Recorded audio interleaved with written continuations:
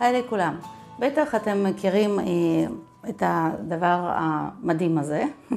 אני לא יודעת אם אני יכולה להגיד את השם זכויות יוצרים הזה, להגיד. אוקיי, אז אלו תבניות פרינגלס, כן, או חטיף מבחינתי מיותר, כן, שנוער מאוד אוהב. יש את הקופסאות האלה בכל בית, אני חושבת שאין אחד שלא מכיר. זו קופסה שבאה עם המכסה. והדבר הכי מדהים שהקופסה הזאת יכולה להיות תבנית לסבון. סבון עגול, סבון בצורה עגולה, וזה יכול לגמרי לגוון את המבחר של סבונים שלכם ואת המיומנויות של הכנת הסבונים. אז אם אתם חדשים בעולם הסבונאות, כדאי לכם לצפות בכמה וכמה סרטונים ולקרוא על אמצעי זהירות ומה זה סבונאות ואיך זה עובד בכלל. אם אתם מתקדמים אז יאללה, כאילו piece of cake. ואם אתם ככה, אז תצפו בסרטון, אני מקווה שתן לכם השראה. אני סווטה, מסווטה טורוסוב, בואו נכין סבון. אז הדבר הראשון שצריך לעשות זה להכין את התבנית להיות שמישה להכנת הסבונים. חוץ מלנקות צריך להוריד את התחתית המתכתית של התבנית, של הצילינדר, עם הסכין החדה כמה שיותר קרוב, וכמובן שאז לנקות טוב טוב את התבנית מבפנים, והחלק הכסוף הזה שבפנים עשוי מאלומיניום, ואסור שהוא ייגע בסבון. לכן אנחנו נצטרך להכין מין ריפוד כזה לתבנית. זה יכול להיות נייר אפייה, אני בחרתי בשמרדף, אני לא יודעת איך קוראים לזה, משומש. אני בכלל, כמו ששמתם לב, אוהבת להשתמש בדברים משומשים ולתת להם חיים חדשים. אני חושבת שזה נכון ושוב פעם מאוד יצירתי. אני חותכת אותו לשני חלקים, שברוחב שלהם מתאימים לבול לתבנית הפרינגלס.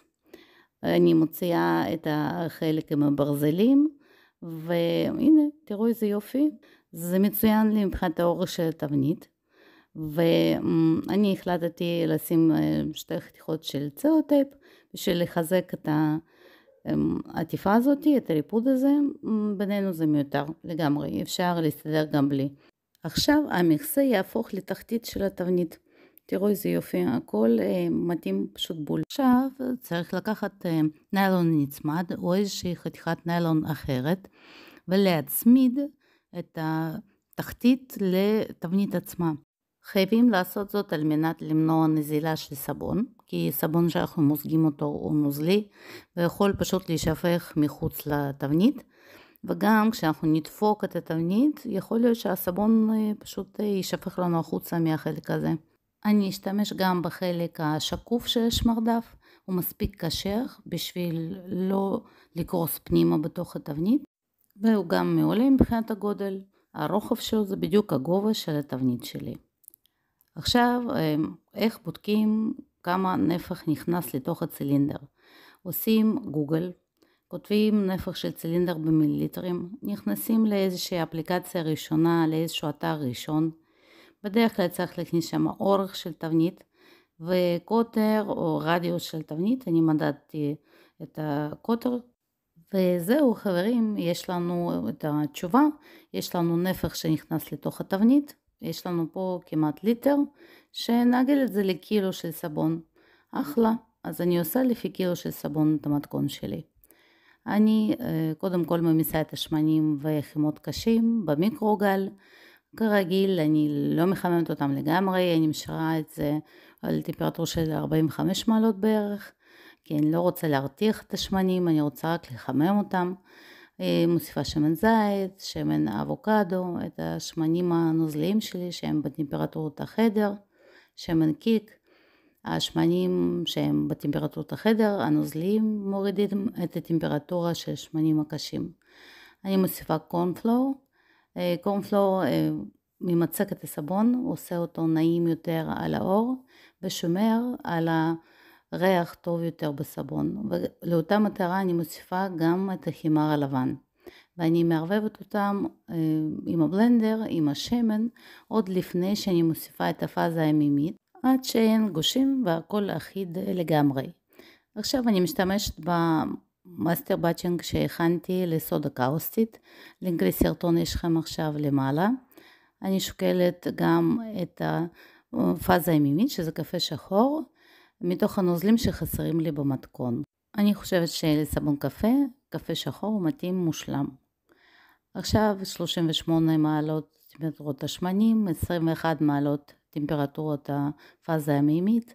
אני מוסיפה סודיום לקטט ישירות לשמנים לפני פאזה מימית בכלל. עכשיו אני מוסיפה את התערובת של סודה קאוסטית המרוכזת, שהכנתי אותה מראש, ומגיעה לאמולסיה יציבה. בעזרת הבלנדר אני מערבבת את השמנים ואת הפאזה הנוזלית. אני פשוט מכינה כמה סבונים מאותו באץ'.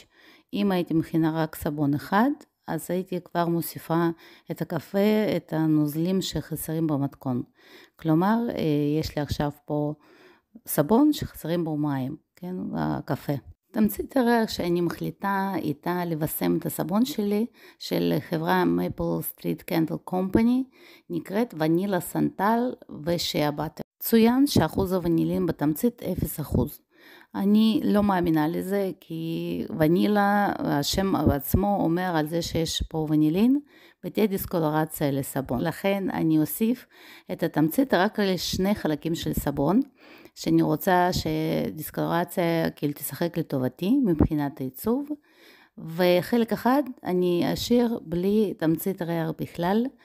כלומר אני אחלק את כל כמות התמצית ריח בשני חלקים של סבון, לא בין השלושה. בכלי הימני אני מוסיפה קפה ואבקת קקאו. קקאו ייתן גוון חום משמעותי יותר מתמצית ריח. בחלק האמצעי אני מוסיפה רק קפה שחור מגורד. ובחלק השמאלי אני מוסיפה רק טיטניום דיאוקסיד על בסיס מים, בלי תמצית ריח. זה החלק שלא הוספתי לו תמצית ריח בכלל, כי אני לא רוצה שיש שם שינוי של הצבע. עכשיו אבקת קקאו מהניסיון שלי נמסה קצת פחות טוב בסבון, בגלל זה אני לוקחת בחשבון שאני אצטרך לערבב את החלק הזה קצת יותר, ואני מעדיפה לעשות את זה ידנית, כי אני רואה שהסבון מתחיל להתקשות. אוקיי, הגיע הזמן למזוג את הסבון. עכשיו אני, לפי הסדר, כן, מכהה לבהיר, אני מוזגת לחלק האמצעי של התבנית את הסבון. אפשר לראות שהוא כבר מתקדם טיפה בטרייס שלו. יכול להיות שזה בגלל תמצית ריח, יכול להיות שאני ערבבתי אותו קצת יותר מדי, אבל בכל זאת הוא עדיין נוזלי ואפשר לעבוד איתו, ואני מאוד משתדלת למזוג את זה באמצע, וככה ליצור מין טבעת בתוך טבעת. בין השכבות של מזיגה אני דופקת את התבנית על מנת שהסבון ישקע בשכבה הקודמת, אז בבקשה כמה שניות של המזיגה.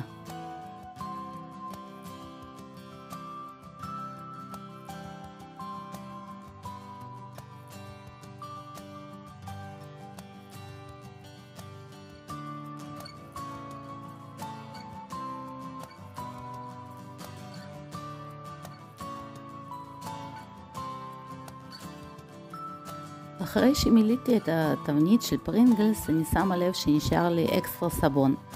אותו אני מעבירה לתבנית אחרת, מלבנית, נוצר בערך קצת יותר מ-100 גרם יותר סבון ממה שצריך.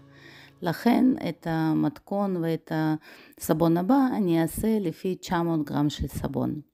כעבור 24 שעות אני כבר מתה מסקרנות לראות מה קיבלתי, מה יש לי בפנים. עם הסכין אני חותכת את הניילון הזה, את הפלסטר שמסביב, ומורידה את המכסה, שזה למעשה התחתית כן של התבנית עכשיו.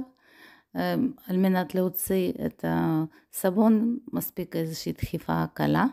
הוא מחליק החוצה, ואני רואה שאפשר להשתמש בתבנית הזאת שוב פעם, זה מדהים. וגם הריפוד עצמו הוא לשימוש חוזר, חבר'ה.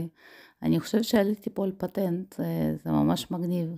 הנה אתם רואים, אני פשוט אפילו בלי לדחוף, הסבון מחליק החוצה, והצדדים של שמרדף ממש שומרים טוב על הסבון בפנים. הוא ממש מחליק. אוקיי, תופים. טאדאם, מה קיבלנו? וואי, איזה מגניב. תקשיבו, אני לא מרבה לעשות בתבניות פרינגלס סבונים עגולים בכלל, אבל זה ממש מגניב. הסבון השני עשיתי בטרייס מתקדם יותר, והשינוי שם, הצבעים צריכים להיות יותר, כן, אתם רואים, הם יותר גושים כאלה, הם פחות מסורטטים, הם יותר גסים כאלה. וזה הריבוע הקטנצ'יק שנוצר, אני אשמור אותו לעצמי, סוף סוף יהיה לסבון גם כן. עכשיו אני מורידה פינות לסבון, וכך הוא נראה טוב יותר, יותר מטופח ויותר מוגמר כזה. אני באמת לא יודעת, אולי אתם תעזרו לי מה עדיף, איזה מזיגה הזאת של עיגול בתוך עיגול בטרייס קל יותר, או שהמזיגה בסבון סמיך יותר, ואז רואים כזה בגסות יותר את הצבעים. ממש קשה לי להחליט, והריח הוא ממש טוב, וכמו שאני רואה הוא כן עושה דיסקולורציה, אז בואו נחתים את הסבון.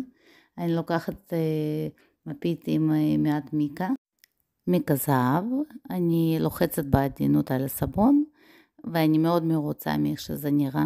החותמת מוסיפה בהחלט, הזהב עושה את הסבון עשיר יותר, והריח והטקסטורה פשוט מושלם.